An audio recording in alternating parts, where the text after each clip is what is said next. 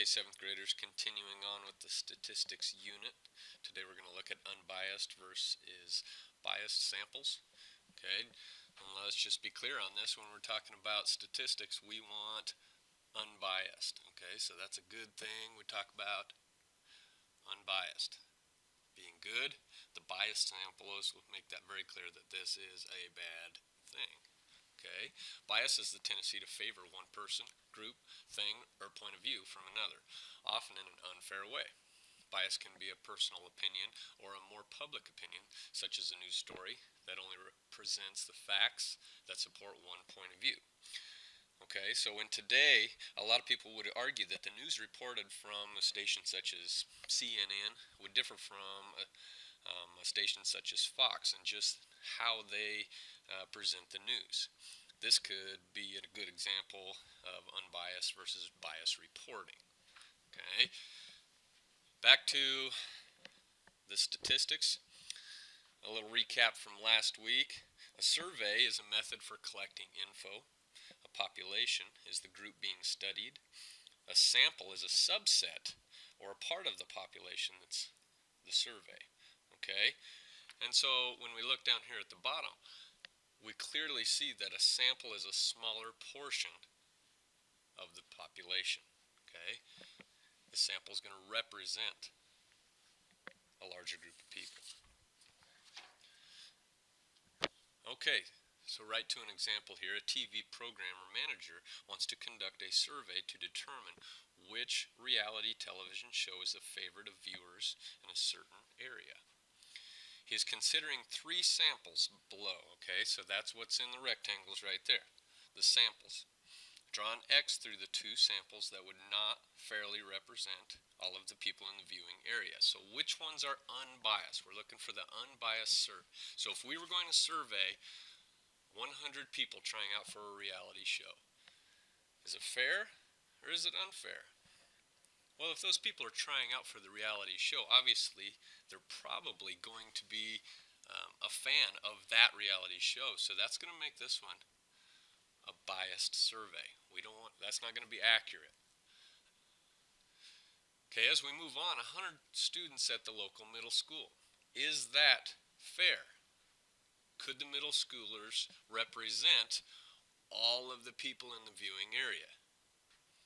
Most people would say no. Even though middle schoolers are pretty smart, we would say that's probably not fair, not an accurate representation of all the people in the viewing area. Down at the bottom, we have every 100th person at the shopping mall. Okay, so that sounds like it's a pretty random thing. If we're waiting until we go through 100 people, and every 100th person, we're going to survey them to see which reality television show is their favorite. That's probably the best one. Okay, because this one would be at random.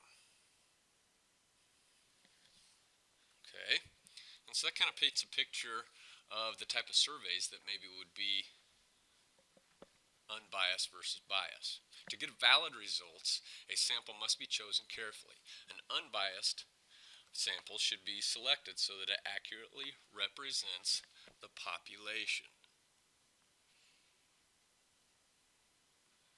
Okay, so remember, the samples represent the population, and we want a clear picture of that. All right, unbiased. Remember, this is the good thing. Okay, we have some examples down here. Some types of samples. Okay, so remember, we're talking subsets of the population. Simple random sample. Okay, we just have each item or person in the population is as likely to be chosen as any other. So for example, we're pulling names out of a hat. Everybody's got the same chance of being pulled out of the hat. We'll survey the person that gets pulled. All right, it's pretty random. All right, now down here at the systematic random sample, we saw an example of that. An example over here, every 20th person. So every time you see every 100th, every 10th, when there's a system to determine who gets surveyed, you have a systematic approach. That's a good thing. So all right, Those are examples of unbiased samples, unbiased being good. Let's look at the other side of things here. In a biased sample, one or more parts of the population are favored over the other. The word bias implies that there is a prejudice or a tendency. Biased samples often give invalid results. Okay, so just to be clear here, with our biased samples, this is a bad thing. These are not accurate statistics. Okay, a couple different types of samples that you're going to see that clearly paint a picture of a biased sample. So bad things that are happening here, and this is how you're going to be able to find them. Okay, a convenience sample. These people are easily accessed. They're there. All right, they're there. We might as well survey them, right? Well, wrong. We have to be random about that type of thing. Okay, then at the bottom, a voluntary response would be a voluntary response sample involves those who want to participate in the sampling. So if you want to fill out a survey, obviously you feel strongly about that, but it's not, and that's maybe a good thing, but it doesn't give an accurate set of statistics. Okay, so keep those examples in mind as we look at biased and unbiased examples here. Okay, which type of sampling technique was used? Would it be considered biased or unbiased? All right, so I'm going to give you a scenario. We'll look at A here, every 10th student. All right away, we know that there's a system. There's a system to find who we're going to survey. Every 10th student who walked into the middle school cafeteria was surveyed about his or her favorite lunch to determine what middle schoolers prefer. Okay, this is a system, and so this is going to be a systematic, random sample. All right, and this is unbiased. So that would be a good way to get your stats from in this example right here. All right. B, the boys on the football team were surveyed about which sports teenagers liked the best. Okay, so what they're going to do with the sample being boys on the football team, they're going to let the boys on the football team, they're going to survey them. Obviously, what sports are they going to like? Well, they're probably going to like football if they play football. Is that a little biased? Yeah, because we're letting the boys on the football team represent all the teenagers. For that reason, this is a biased. Remember, that's a bad thing. Okay, and this is a convenience sample. Right? They're out on the football field. They can easily be accessed. Okay, so A versus B, we have a system in A that creates an unbiased. This is a good situation versus a biased situation as far as gathering statistics. Okay, we're going to determine whether the sampling technique is biased or unbiased, and if the conclusions are valid or not. Okay, and we'll justify our answers. Okay, so on number 1 here, a random sample. All right, let's circle that. Random sample is unbiased. That's a good thing. All right, at random, people are being surveyed. And of students at the middle school shows that 10 students prefer listening to rock, 15 students prefer listening to hip hop, and 25 students prefer no music while they exercise. It can be concluded that half the students prefer no music while they exercised. Okay, now since it's a random sample, since they've done this at random, it's unbiased. That's a good thing. All right, now let's look at the numbers here. I'm going to look at this right here. 25 students prefer no music. Okay, now if I look at 15, 25, and 10, I know that to be 50 total students. All right, half of them prefer no music. All right, because I see that 25 prefer no music. That would mean that 25 prefer some other kind of music. Okay. Now, what are they asking here? It can be concluded that half the students prefer no music while they exercise. 25 out of 50. We know that to be half. This is valid. This is true. Okay. The numbers support what they're claiming.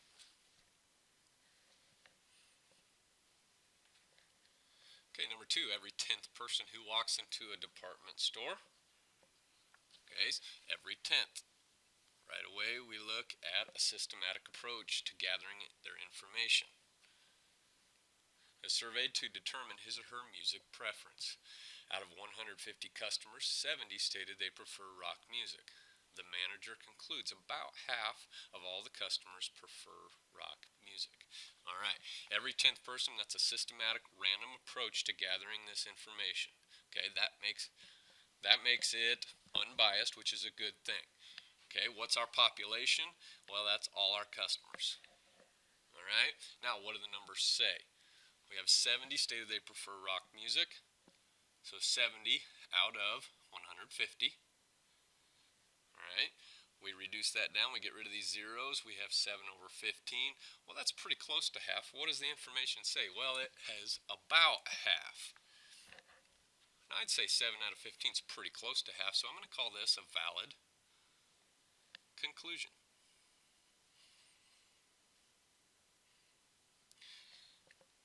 It was gathered in an unbiased way. The numbers support what they're saying. Okay, let's get after number 3 here. The customers of a music store. So the customers of a music store is our sample right here, are surveyed to determine their favorite leisure time activity. The results are shown in the graph. The store manager concludes that most people prefer to listen to music in their leisure time. Okay, so we are going to survey people that come into a music store about their favorite activity. If there's a reason they're coming into the music store, folks. Okay, is this an unbiased representation?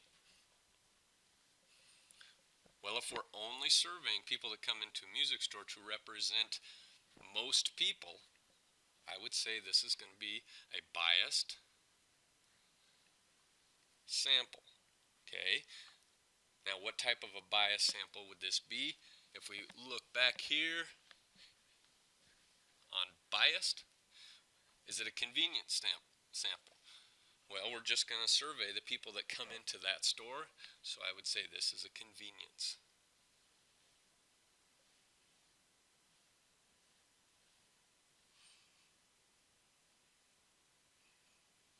Okay, a better picture would be to find a systematic approach and a random sample. Okay, moving on to number 4. Okay, so this is a proportion question here. And we're going to look at a store that sells 3 types of pants: jeans, capris, and cargos. The store workers survey 50 customers at random. So right away, there's some validity there because they have a random sample. This is going to make it unbiased. That's a good thing. So let's look at the numbers. All right, 50 customers at random about their favorite type of pant. The survey response are indicated right. If 450 pairs of pants are ordered, how many jeans should be? So this is a proportion here. All right, so how many do we have over here total? It looks to me like we have 50 total in our sample. Okay. So then, how many should be jeans? We look up here at the jeans, there's 25. And then it's asking if 450 pairs of pants are ordered, how many of those should be pants? 450 is a total, just like 50 is. So find the rule, folks. 50 times what is 450?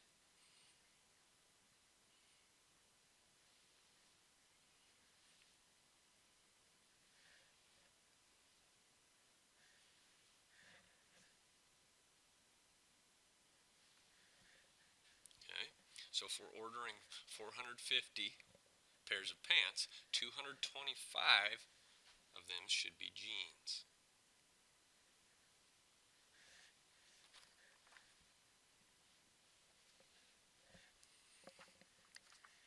Okay, Mr. B is trying to decide which golf course is best. He randomly surveys people at a sports store and recorded the results. Is the sample method valid? Okay, so let's stop right there. Did he survey the right people? Well, it was random. He didn't pick out people that were easily accessible. It was a random survey, so that gives it some unbiased. And the people were at a sports store. Well, is that going to represent more than just the golf world? Yes, it will. Okay, is it going to represent the golf world? Yeah.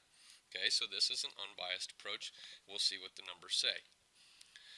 If so, suppose Mr. Bartlett asked 150 more people.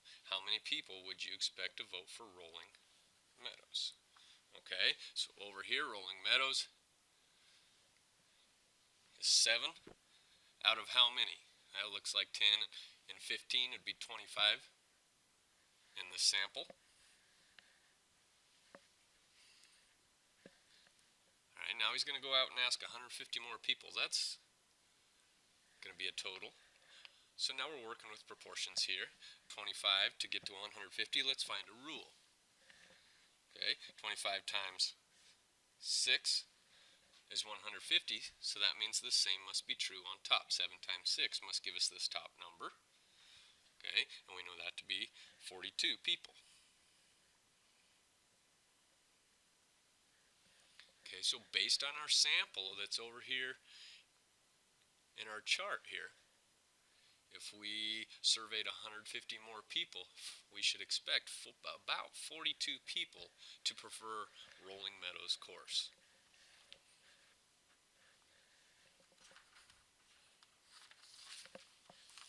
Okay, to find how much money the average American family spends to cool their homes, 100 Alaskan families are surveyed at random. Of the families, 85 said they spend less than $75 per month on cooling. The researcher concluded that the average American family spends less than $75 on cooling per month. Do you agree? Okay, so what's our sample? 100 Alaskan families. Okay, they were surveyed at random. Well, random's a good thing. Okay, but who's our population? Who are we trying to represent here? All right, concluded that the average American. Okay, now I don't know about you, but I'm guessing that the weather in Alaska is a lot different than a lot of other places. Is this biased or unbiased? Is this valid? Okay, I'm going to say this is a biased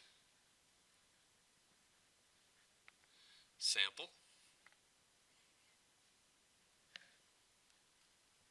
Okay, which makes this invalid because the Alaskan families are representing the average American family.